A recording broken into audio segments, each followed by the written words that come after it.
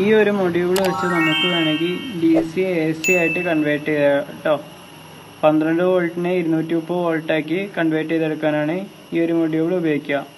ഇത് പറഞ്ഞ ആകെ 100 വാട്ട്സ് ആണ്. ഇതിനും കൂടിയതുണ്ട്, 200 വാട്ട്സ് മുതൽ വരുന്നതുണ്ട്. ഇത് നമുക്ക് വേണമെങ്കിൽ ഒരു ഇൻവേർട്ടർ ആയിട്ട് യൂസ് ചെയ്യാം വീട്ടിൽ. ഇതാകെ ചെറിയ ബഡ്ജറ്റുള്ളൂ, 300 രൂപേൻ്റെ ഒക്കെ അടുത്ത് ഇതിന് വരുന്നുള്ളൂ. വാങ്ങുമ്പോൾ ഷോപ്പിൽ നിന്ന് വാങ്ങാൻ നോക്കുക. ഷോപ്പിൽ നിന്ന് വാങ്ങുകയാണെങ്കിൽ അത്യാവശ്യം ഒരു 6 മാസം വരെ വാറണ്ടി കിട്ടും ഇതിന്. പിന്നെയെന്ന് പറഞ്ഞാൽ ഇതൊരു ഇൻവേർട്ടർ ആയിട്ട് നമുക്ക് യൂസ് ചെയ്യാം. അത്യാവശ്യം ഒരു UPSൻ്റെ ബാറ്ററിയിലൊക്കെ കൊടുത്തു കഴിഞ്ഞാൽ 12 വോൾട്ടിൻ്റെ 7.5 ബാറ്ററി കൊടുത്തു കഴിഞ്ഞാൽ അത്യാവശ്യം ഒരു 4 മണിക്കൂറൊക്കെ പ്രവർത്തിക്കും. LED ലൈറ്റ് കൊടുത്തു കഴിഞ്ഞാൽ ഒരു 6 മണിക്കൂറൊക്കെ വരെ പ്രവർത്തിക്കാൻ സാധിക്കുന്നുണ്ട്. ഒരു മൊഡ്യൂളിൽ നമുക്കിവിടെ കാണാം TV, ഫാന് അങ്ങനത്തെ ഒക്കെ നമുക്ക് പ്രവർത്തിക്കാം കേട്ടോ. പക്ഷേ ഓവർ നേരം പ്രവർത്തിക്കാൻ അത് സാധിക്കില്ല, കാരണം മോസ്ഫെറ്റ് വേഗം ചൂടായിട്ട് തനിയത് ഓഫായി പോകുന്നതായിരിക്കും.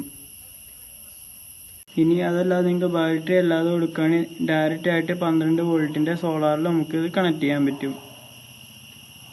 പിന്നെ ഒന്നും നോക്കിയില്ല, പരിപാടി തുടങ്ങാൻ വേണ്ടി നേരെ ഹോൾഡറിൽ കിടന്ന് ലൈറ്റ് വലിച്ചൂരിയും എടുത്തു.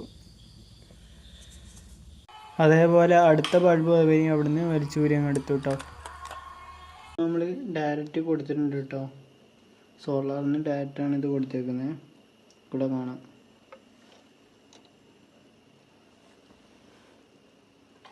നിങ്ങൾക്ക് ഇവിടെ കാണാൻ, ഞാൻ ബാറ്ററി കണക്ട് ചെയ്തിട്ടില്ല, നേരിട്ട് സോളാറിലോട്ടോ കൊടുത്തേക്കുന്നത്. അടിപൊളിയായിട്ടാണ് ലൈറ്റ് എത്തുന്നത്. അതുപോലെ രണ്ടാമത്തെ ബൾബും കണക്ട് ചെയ്തിട്ടുണ്ട് കേട്ടോ. നിങ്ങൾക്ക് ഇവിടെ കാണാൻ മിന്നുന്ന വെയിൽ പോയി വരുന്നതിൻ്റെ പവറാട്ടോ ഇത്. അടുത്ത് നമുക്ക് ഈ മൊബൈൽ ഫോൺ ഇതിൽ ചാർജ് ആവും നോക്കാം. കുത്താട്ടോ, ഒന്ന് ഓഫാക്കണം. കണക്ട് ചെയ്തിട്ടുണ്ട് കേട്ടോ. ഇനി നമുക്ക് ഈ സ്വിച്ച് ഒന്ന് ഓൺ ആക്കി വെക്കാം. ഓക്കെ, അപ്പോൾ സെറ്റ് ചാർജ് ആവുന്നുണ്ട് കേട്ടോ. നമ്മളൊരു ചാർജർ അതിൻ്റെ കണക്ട് ചെയ്യാൻ പോവാണ്. വെയിൽ പോയി.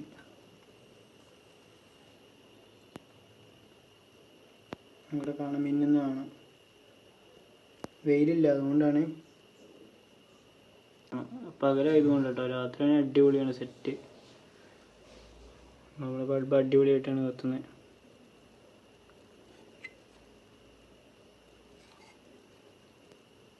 ഈ ചാർജറിൻ്റെ ഇത് മാറ്റിയിട്ട് നമ്മൾ നേരത്തെ കണക്ഷൻ കൊടുത്ത ലേസറിൻ്റെ ഇത് മാറ്റിയിട്ട് ഈ 12 വോൾട്ടിൻ്റെ ബസർ ഒന്ന് കണക്ട് ചെയ്ത് നോക്കാം. ഒരു വയർ കണക്ട് ചെയ്തു, ഈ പ്ലസും കൂടെ കണക്ട് ചെയ്യാനുള്ളൂ. സെറ്റ്